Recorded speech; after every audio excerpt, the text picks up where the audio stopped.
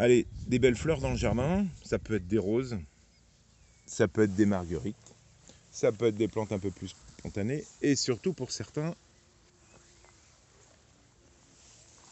voilà, des mauvaises herbes. La carotte sauvage, pour moi, est super intéressante pour les auxiliaires, d'accord? Parce que je vais avoir plein d'insectes qui vont se poser dessus, donc vous en gardez une, et tout sera nickel, vous aurez plein d'insectes.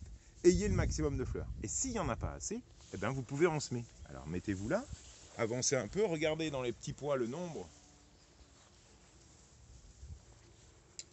de bourdons, vous l'avez vu là? Là, voilà, regardez là le gros pépère. Voilà. Et donc, on est par là. L'objectif c'est clair, c'est qu'on a de moins en moins d'insectes. Et je le redis dans mes vidéos, comment en avoir dans votre jardin? Eh bien regardez, poireaux, radis. Dans les radis, j'ai semé aussi, mais ça c'est un classique, je vous l'ai dit, hein, les carottes. Parce que je vais récolter mes radis, ça va me faire de la place pour les carottes. Bon, on va faire une récolte en même temps, voilà. Et j'ai juste mes carottes en face. Et puis, sur les côtés, j'ai semé, et j'ai fait même une vidéo que pour elle, la facélie. C'est une plante annuelle qui attire des tonnes d'insectes. Alors là, on n'a pas un grand soleil, mais les bourdons en sont friands. Et pourquoi je mets ça là? Parce que justement, je vais attirer les insectes ici, je vais leur donner à manger, ils vont venir régulièrement, mais ils verront pas la différence entre mon engrais vert et mes petits pois. Et donc, je vais les attirer dans mon jardin au maximum pour pouvoir les nourrir par le nectar de ces plantes très nectarifères. Et vous voyez ici l'association de culture, puisque c'est un peu le titre de ma vidéo.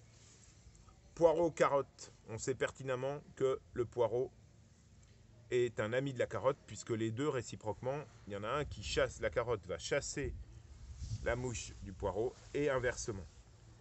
Mes petits radis, c'est juste pour pouvoir marquer, donc une petite botte. Mais surtout, sur les bandes, de chaque côté, j'ai semé ma facélie il y a à peu près 15 jours, 3 semaines, parce que là, avec de l'eau. Vous voyez aussi que j'ai laissé pousser un gros tournesol, là, la grande plante qui est devant vous, qui va s'ouvrir un petit peu plus tard et qui va m'attirer aussi plus tard, soit mes mésanges. C'est celui-là, hein, le tournesol, d'accord? J'en reviens à ma facélie, tiens, venez voir par là. Si elle devient, parce que la facélie peut devenir grande, tiens, regardez, ça marche bien, hein. Regardez-le le bourdon, c'est les bourdons qui fécondent, hein. Beaucoup plus, regardez. Et là, on n'a pas truqué, hein. On a... Et donc, on va revenir par là. Si ma facélie devient trop grande, bah, qu'est-ce que je fais? C'est tout bête. Vous désherbez de la facélie, et c'est pas grave. Parce que justement, comme elle mord un peu sur la culture, c'est pas grave.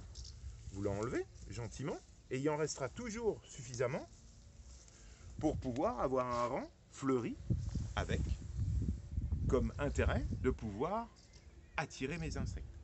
Donc semer plein de fleurs, laisser des fleurs venir. Alors on a dit facélie, on a dit tournesol, mais regardez ici là, lui aussi il est super intéressant.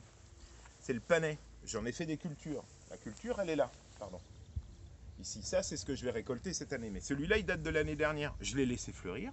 Regardez déjà c'est super beau, c'est très stylisé. Et surtout, alors malheureusement il ne fait pas assez chaud, mais il ferait chaud, bah vous voyez, il y a déjà les diptères qui sont là, ils viendront dessus. Et ils ne peuvent pas s'empêcher d'aller féconder après mes cultures. C'est ça, la biodiversité utile, c'est de pouvoir associer des végétaux aux cultures. Et puis une dernière, mais je vous l'ai déjà montré, tout le monde la connaît, mais pour ceux qui rejoignent ma chaîne, ici, la bourrache, cette super fleur bleue qui va pouvoir aussi attirer les insectes. Allez, la vedette c'est moi, c'est pas la bourrage. Attention les doigts à la caméraman. Ok, donc j'insiste, n'hésitez pas à ressemer des engrais verts. Et il y en a un qui est magique, c'est la facélie. J'ai déjà fait une vidéo dessus, c'est comment féconder vos tomates. Comment aider à la fécondation des tomates par la facélie. J'explique un peu cette plante-là. Mais là, je voulais la montrer en situation. Et on peut juste prolonger, parce que j'ai du mal de m'arrêter de parler. Hein.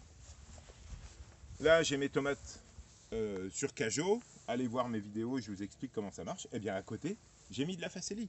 Ça m'empêche mes mauvaises herbes et ça attire mes abeilles qui vont féconder mes tomates. Et voilà, on n'en sort pas, je dis toujours la même chose. A bientôt, salut!